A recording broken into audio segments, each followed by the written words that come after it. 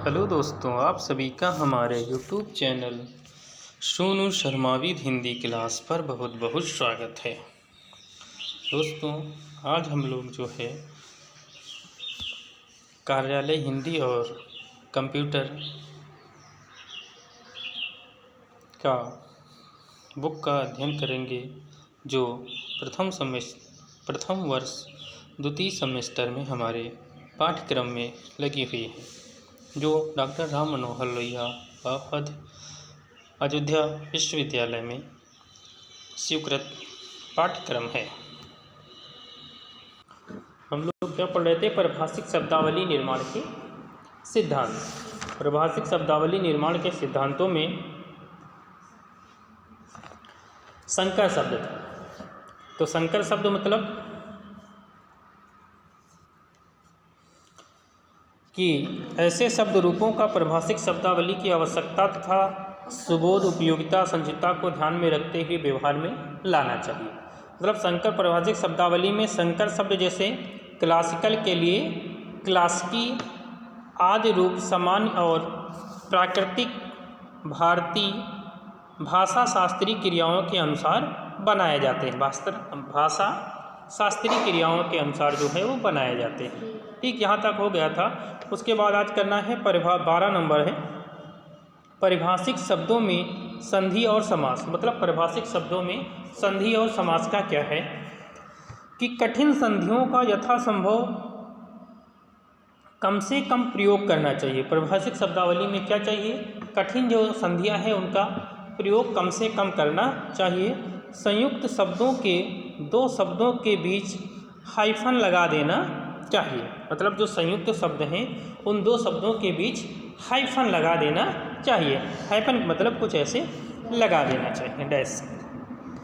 इससे नए शब्द रचना को सरलता और शीघ्रता से समझने में सहायता मिलेगी। जहाँ तक संस्कृत पर आधारित आदि वृद्धि का संबंध है, व्यवहारिक, लाक्षणिक आदि प्रचलित तत्सम शब्दों में आदि वृद्धि का होना ही अपेक्षित है, परंतु नवनिर्मित शब्दों में इससे बचा जा सकता है। मतलब संस्कृत शब्दों में बताया जैसे लक्षणिक है, व्यवहारिक है, इन शब्दों में तो तत्सम शब्दों में ये चीज़ें होना जरूरी है, अतिवृद्धि होना स्वाभाविक है। लेकिन अगर अदर शब्दों का हम इस्तेमाल करते हैं, अन्य शब्दों का इस्तेमाल करते हैं, तो इससे हमको बचना चाहिए।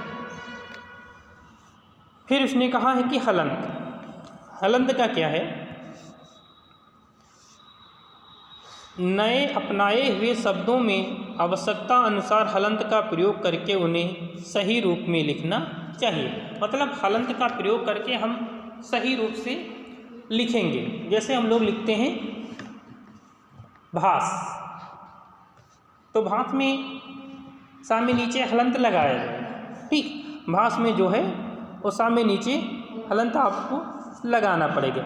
ये हलंत लगाना पड़ेगा, जिससे कि कारण से हम लोग सही सही समझ पाएँ। ठीक, इसलिए कहा बुद्धिमान, उसमें हलंत लगाना। ठीक, इन सब चीज़ों में कहीं कहीं जहाँ पर हलंत लगाना हो वहाँ पर हलंत का प्रयोग करते हैं। फिर है पंचम वर्णों का प्रयोग। ये भी एक महत्वपूर्ण है कि पंचम वर्णों का प्रयोग हम लोग किस प्रकार से करेंगे। पंचम वर्णों के स्थान पर अनुसार का प्रयोग करना चाहिए। मतलब पंचम वर्ण का मतलब है प्रत्येक वर्ग का, मतलब का वर्ग, चा वर्ग, टा वर्ग, पा वर्ग और ता वर्ग, इन सब का पांचवा वर्ण, मतलब अंगा, अड़ा, अइया, ना और ढा, इन सब के स्थान पर क्या अनुसार का प्रयोग किया जाता है। अनुसार का मतलब, अनुसार कैसे लगता है? हाँ, जिसको अन की मात्रा हम कहते हैं, उसको व्याकरण की दृष्टि से उसको कहा जाता है अनुस्वार, और जहाँ पर दो होते हैं उनको कहा जाता है विसर्ग कहा जाता है। तो कहता है कि अनुसार में जो है अनुसार का प्रयोग करना चाहिए, यथानुसार अनुसार का प्रयोग करना चाहिए।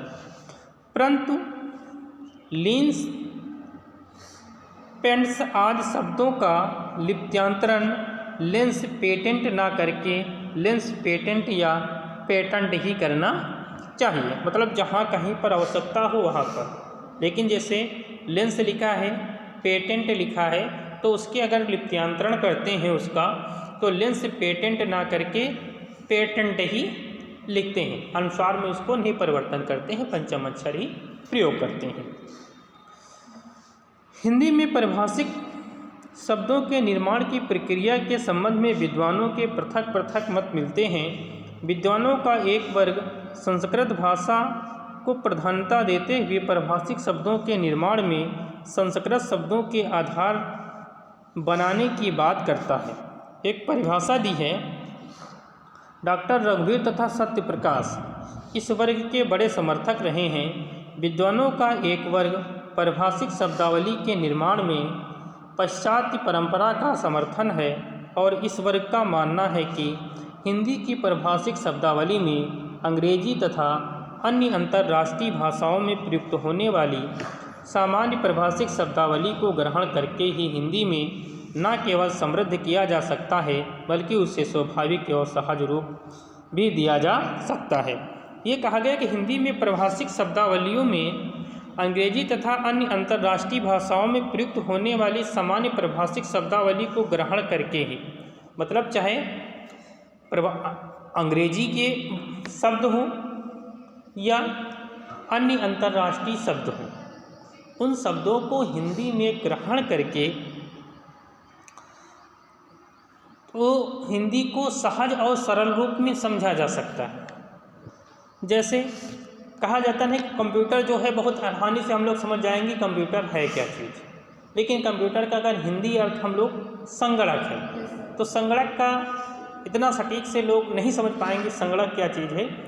एक सामान्य व्यक्ति भी समझता है कंप्यूटर क्या चीज़ है, लेकिन उसी का हिंदी अर्थ संगणक लगा लीजिए तो नहीं समझ पाता है। टाइपिंग सब कोई समझता है, अगर उसी का अगर टंकड़ कह दिया जाए तो समझने में दिक्कत होती है थोड़ा। तो कहता है कि अगर दूसरी भाषा के शब्दों को रेलगाड़ी ही अगर शुद्ध पटरी पर चलने वाली गाड़ी ऐसे लिखा जाए तो बहुत ज़्यादा अलग अजीब सा लगता है, ठीक है, लेकिन उसी को जब रेलगाड़ी लिख दिया जाता है तो उससे बहुत आसानी से समझा जा सकता है। तो रेलगाड़ी का अर्थ ये होता है पटरी पर चलने वाली गाड़ी, ठीक, रेल का अर्थ होता है पटरी पर चलने वाली, ठीक, उसी को कहा, ठीक है। आगे देखिए, विद्वानों का तृतीय वर्ग भारतीय संस्कृति में साम्यवादी विचारधारा का पोषक है। यह वर्ग संस्कृत एवं अन्य प्राचीन भारतीय भाषाएं, आधुनिक भारतीय भाषाएं, देश भाषा, अंग्रेजी तथा अंतर्राष्ट्रीय शब्दों के आवश्यकता अनुसार समावेश व उनकी सहायता से नई पारिभाषिक शब्दावली के निर्माण करने का समर्थक है। वैज्ञानिक तथा तकनीकी शब्दावली आयोग द्वारा स्वीकृत शब्दावली निर्माण के सिद्धांतों के मूल में आयोग ने इसी विचारधारा को आधार बनाया है कि मतलब जो शब्द जहाँ से मिलता है अगर वो सटीक अर्थ दे रहा है तो उस हिंदी भाषा को उस अर्थ को वहाँ से ग्रहण, उस शब्द को ग्रहण कर लेना चाहिए, ठीक।